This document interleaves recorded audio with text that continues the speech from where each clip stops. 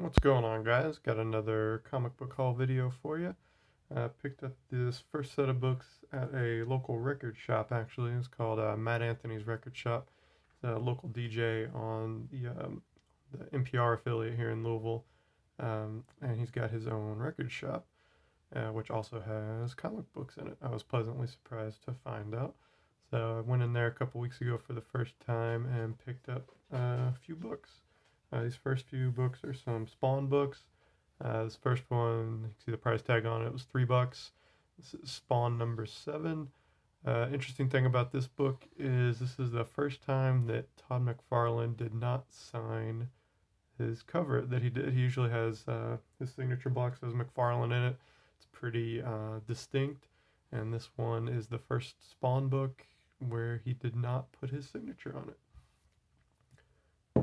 Next one is Spawn 21. You can see down here, there's the McFarlane signature. Pretty distinct. Let's see, there you go, McFarlane 94. That's on this book. Obviously, this is number 21. This was $3. Again, I'm just trying to piece together the Spawn run. It's going to take a while, obviously, but anytime I can find early Spawn issues for $2 or $3, or any Spawn issues really for that, I will generally pick them up if I don't have them. Next one, we've got Spawn 34. Again, another early issue of Spawn. This one was $2.50. Pretty cool Violator cover. It's got Greg Capullo and looks like McFarlane both collaborated on it. I guess Capullo probably did the pencils and then McFarlane might have inked. I'm not sure. But anyway, I was happy to find that one for cheap. Next book is Avengers West Coast 94. Now, this is the first time where Rhodey assumes the name of War Machine. He first puts on the War Machine armor in Iron Man 282, but this is the first time he calls himself War Machine, and that's what he's known thereafter. So I was happy to pick this one up. This was in the dollar bin there at the record shop, and it's a newsstand. It's not in the greatest condition. Got a few spine ticks up and down. The spine's kind of rolled too. But, for $1, I'm not going to pass that up. It'll pick up a little more value once the Armor Wars show starts, or at least once the trailers start to hit. This one goes for anywhere between $30 and $50 right now. And the condition this is, and since it's a newsstand, could probably get about $30 for it. But I'll probably hang on to it at least until that first trailer or some more news drops about the War Machine show or Armor Wars show, that's what it's called, on Disney Plus. So I'll sit on this one for a little while. Next one, we've got Guardians of the Galaxy number 50. This is that first run of Guardians of the Galaxy that Jim Valentino started in the late 80s, early 90s. He was long gone to Image at this point. But this is the 50th issue. I'm trying to get this whole first volume. I think it ran up somewhere in the 60s, I think. So this is pretty near the end of the run. But it's a pretty cool cover. Got that foil, shiny foil 90s goodness on the cover. Can't beat that.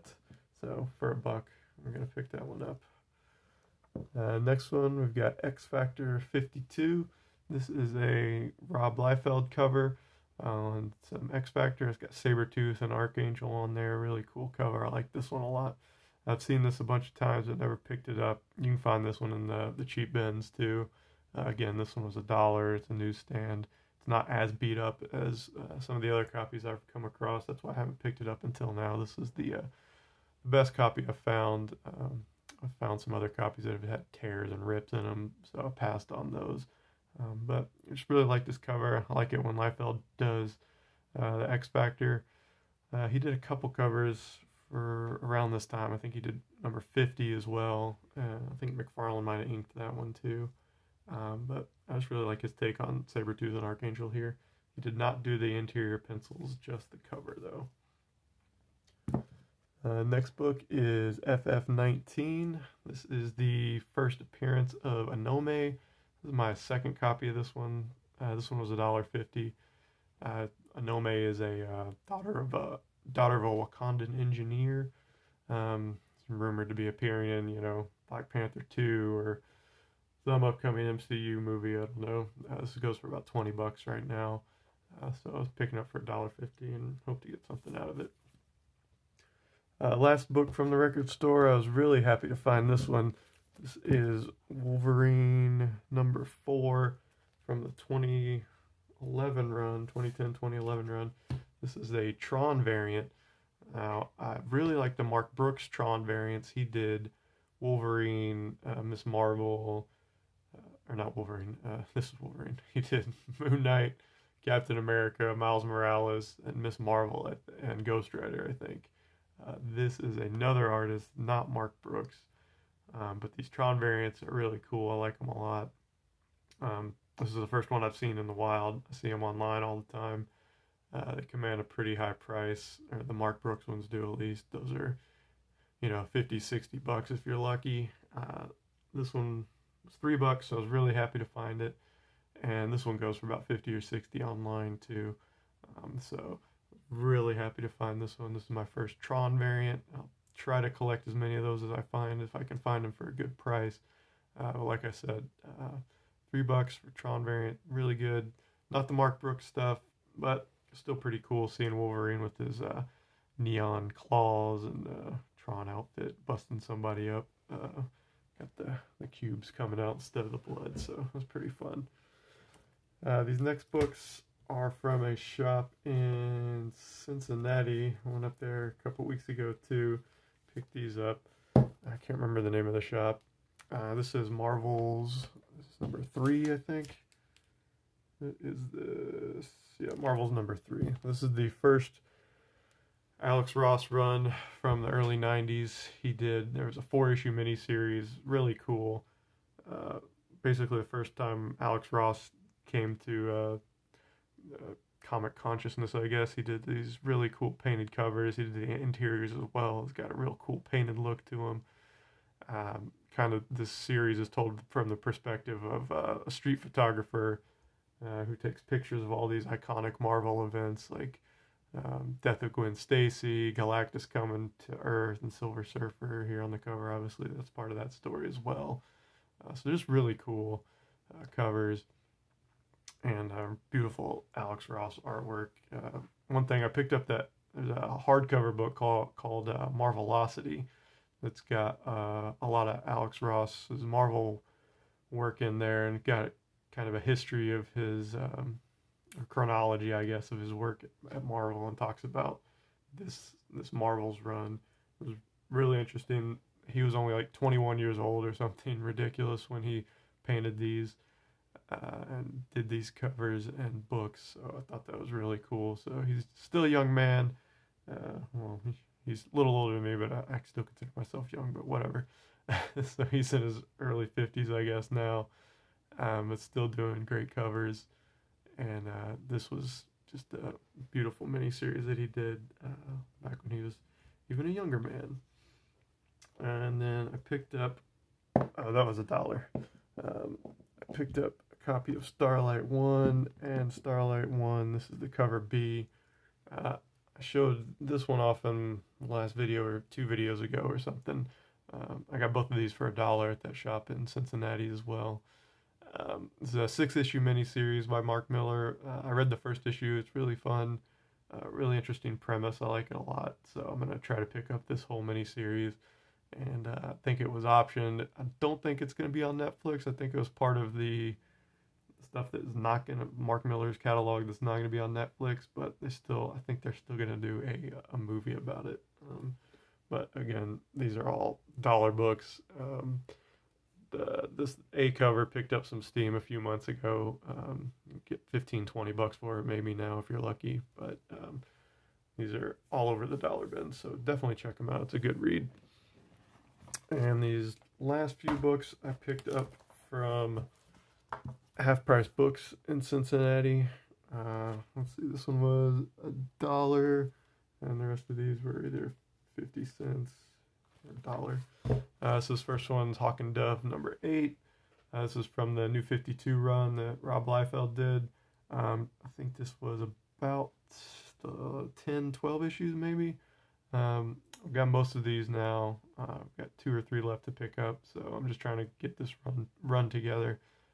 I like Liefeld. He did the covers and he did the interior art on this whole run as well, so I like that.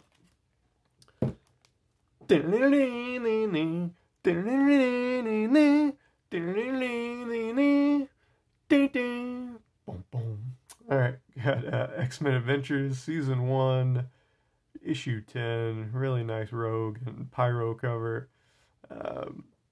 Just really close to getting this first season completed. It's 15 issues. I think I've got almost all of them now. This one was 75 cents. I just really like these covers, you know, very ripped from the animation style from that X-Men animated series that I love so much. Got the Fox Kids Network logo on it. Can't beat that. Just really cool Rogue cover. So I was happy to find this for, 75 cents. And then the last couple books are some Silver Surfer books from Volume 3. We've got Silver Surfer 49. Picked that one up for 50 cents. Got a cool reflective cover of some demon dude coming at the Silver Surfer. Those are all great Ron Lim covers.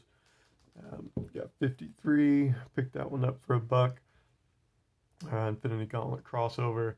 I think that Infinity Gauntlet, that was the first crossover event where I tried to pick up all the ancillary titles when I was a kid. They all had this indicator up in the top right corner, so it was easy to collect.